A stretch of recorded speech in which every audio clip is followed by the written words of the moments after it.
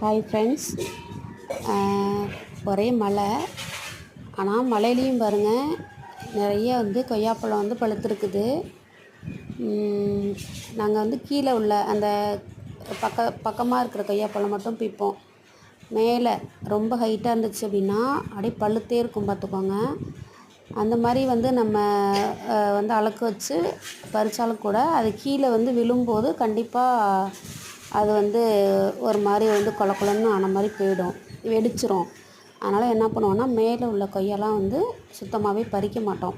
அது பழங்கள் நிறையா எங்கள் அந்த செடியிலலாம் குருவிலாம் கூடு கட்டி வச்சுருக்கு நிறையா. அதனால் அந்த குருவிகள் எல்லாம் நல்லா சாப்பிடுங்க.